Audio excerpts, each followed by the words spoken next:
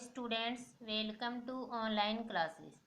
देखिए, अपन ने लक्ष्मण परशुराम संवाद की सप्रसंग व्याख्याएं तो पढ़ ली हैं, तो आज पढ़ेंगे इसी संवाद के क्वेश्चन आंसर। तो देखिए, पहला क्वेश्चन, लक्ष्मण परशुराम संवाद पाठ में भृगुसुत, रघुकुल भानु, गाधी सुनु और विश्वामित्र आदि शब्दों का प्रयोग किनके लिए किया गया है। किस चैप्टर में ये नाम कई बार आए हैं, तो इनका प्रयोग किन किन के लिए किया गया है। भृगुसुत परशुराम के लिए आया है, रघुकुल भानु राम के लिए, गाधी सुनु विश्वामित्र के लिए, कौशिक विश्वामित्र के लिए। सेकंड क्वेश्चन है, शिव धनुष भंग होने पर कौन कुपित हुआ और क्यों। आंसर, शिव धनुष भंग होने पर मुनि परशुराम कुपित हुए, क्योंकि वे अपना व अपने गुरु शिव का अपमान समझ रहे थे।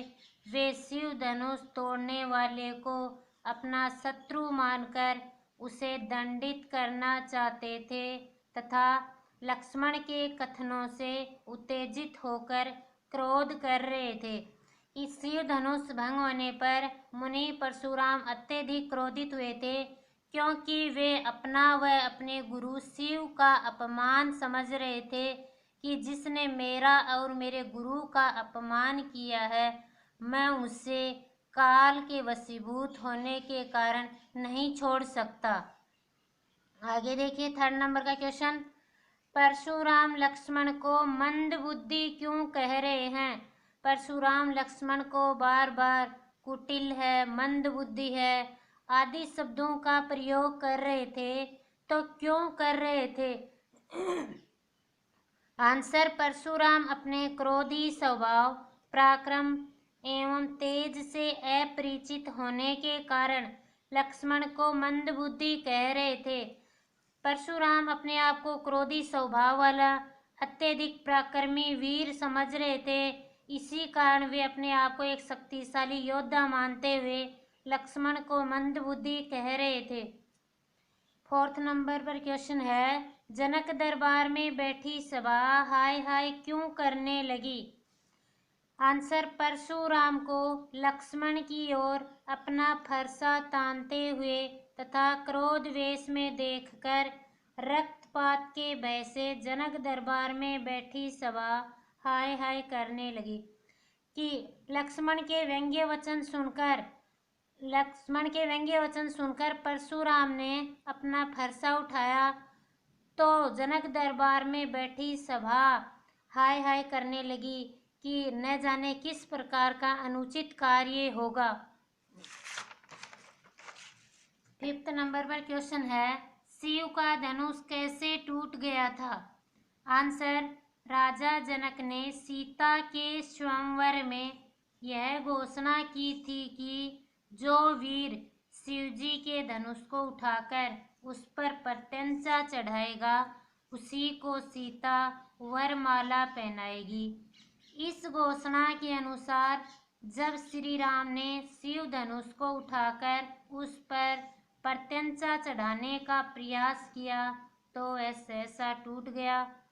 इस तरह सीता स्वयंवर में श्री राम के हाथों से शिव धनुष टूट गया था कि श्री राम ने तो इसे छुआ ही था। छूते ही यह सहसा अर्थात अचानक ही टूट गया। इसमें श्री राम का कोई दोष नहीं था। सिक्स्थ नंबर पर क्वेश्चन है, यहाँ कुमड़ बतिया कोहू नाई। कुमड़ बतिया का अर्थ होता है छुई मुई का फूल। कोई नाही, कोई नहीं है। पंक्ति से लक्ष्मण की कौन सी विशेषता का पता चलता है। यहाँ कुमड़ बतिया कोहू नाई पंक्ति से लक्ष्मण की वीरता एवं निर्भयता की विशेषता का पता चलता है कि लक्ष्मण हैं वो भी कोई छुई मुई के फूल नहीं है, बल्कि एक शक्तिशाली वीर योद्धा हैं, निर्भय हैं, किसी से भी नहीं डरने वाले हैं। सेवंथ नंबर पर क्वेश्चन है, लक्ष्मण परशुराम संवाद में व्यंग्य का अनूठा सौंदर्य है। इस कथन को सोदाहरण स्पष्ट कीजिए कि लक्ष्मण परशुराम संवाद में व्यंग्य का अनूठा सौंदर्य दिखाया गया है, क्योंकि लक्ष्मण परशुराम पर अनेक तीखे वचन कसते हैं, उन्हें अनेक व्यंग्यपूर्ण बातें कहते हैं, जिससे परशुराम का क्रोध है वो आग की भांति बढ़ जाता है। लेकिन इसी बीच श्री राम ने अपने विनयपूर्ण शीतल वचनों से उस आग को शांत किया। अर्थात व्यंग्य का अनूठा सौंदर्य इस संवाद में अवश्य ही दिखाया गया है। तो देखिए, लक्ष्मण परशुराम संवाद में लक्ष्मण के कथनों में व्यंग्य का अनूठा सौंदर्य झलकता है। परशुराम मुनि है, ब्राह्मण है, परंतु बहुत ही अड़ियल और अहंकारी भी है। कि परशुराम एक सामान्य मुनि है, ब्राह्मण है, लेकिन अपनी बात पर बहुत ही जिद्दी और अहंकारी अर्थात घमंडी भी है। वे क्रोधी व बड़बोले भी हैं। परशुराम अत्यधिक क्रोधी व बड़बोला भी है। इस कारण लक्ष्मण उन पर व्यंग्य बाण चलाना ही उचित समझते हैं। परशुराम के व्यवहार को देखकर लक्ष्मण उन पर व्यंग्य बाण अर्थात व्यंग्य वचन कहना ही उचित समझते हैं, क्योंकि वे परशुराम के क्रोध को नष्ट करना चाहते थे। परशुराम आवेश में आकर शिव धनुष तोड़ने वाले का संहार करने की बात करते हैं। कि परशुराम लक्ष्मण के व्यंग्य वचन सुनकर अत्यधिक क्रोधित हो जाते हैं, तो वे शिव धनुष तोड़ने वाले को तुरंत ही मार डालना चाहते हैं।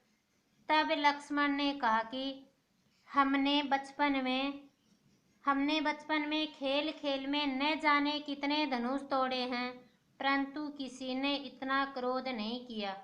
लक्ष्मण ने कहा कि हमने खेल खेल में न जाने कितने धनुष तोड़ डाले, लेकिन इतना क्रोध कभी भी किसी ने नहीं किया।